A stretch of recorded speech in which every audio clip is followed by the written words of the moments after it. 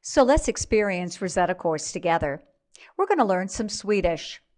When you learn a language with Rosetta course, every language is divided into levels of study. For Swedish, we have 3 levels of study available. Each level is then further divided into units of study. You can see that there are 4 units of study per level, and every unit has a path of study that learners will follow. Each path of study includes core lessons where learners will learn the language and language structure. For us, we're going to learn Swedish in the core lesson. The focused activities, or the square activities, take the language learned in the core lesson and they build skills and reinforce language taught in the core lesson, which includes skills like pronunciation, vocabulary, and grammar. In this path of study, we also have STAR activities that we call review activities that bring back the mission-critical material that learners need to remember from each lesson as they're building out their house of language.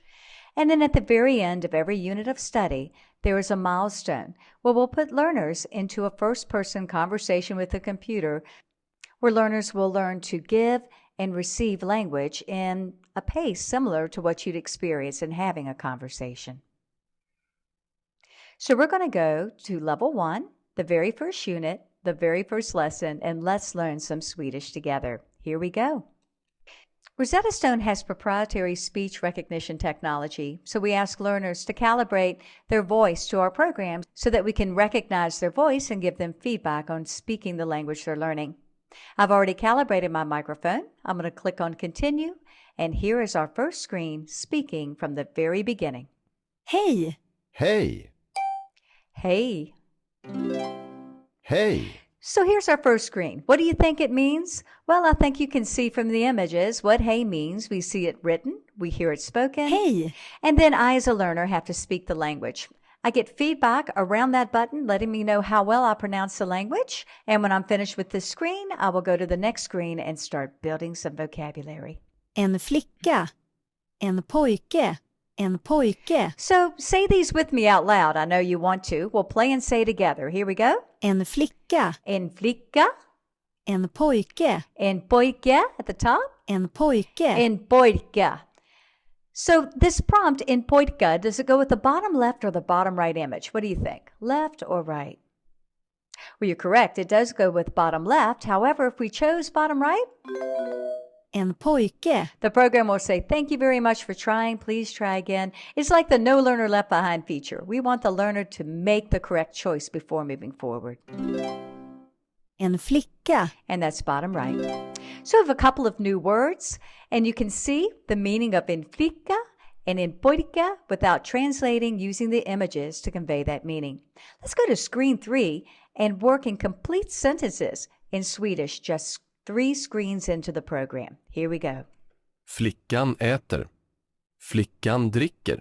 Pojken dricker. Once again, we'll play and say. Flickan äter. Flicken äter. Flickan dricker. Flicken dricker.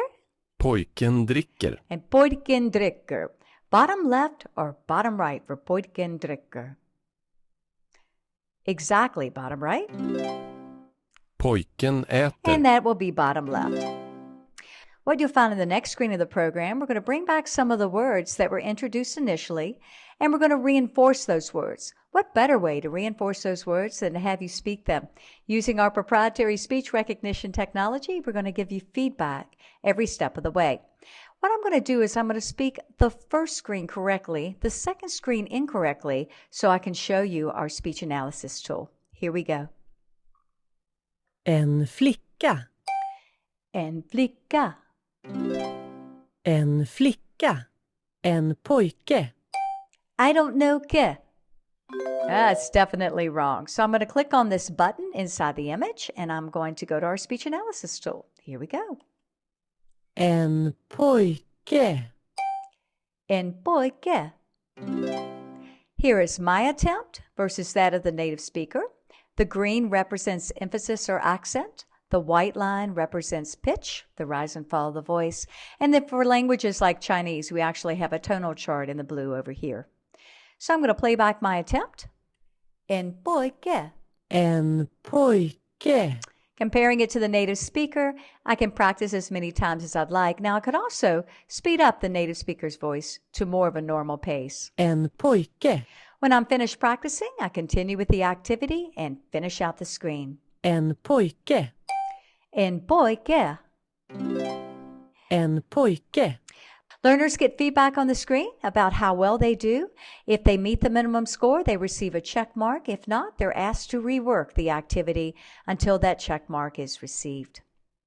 Now we're going to move into Rosetta Studio and show you where learners can put into play language they've learned in Rosetta course in a session facilitated by a native speaker of the language.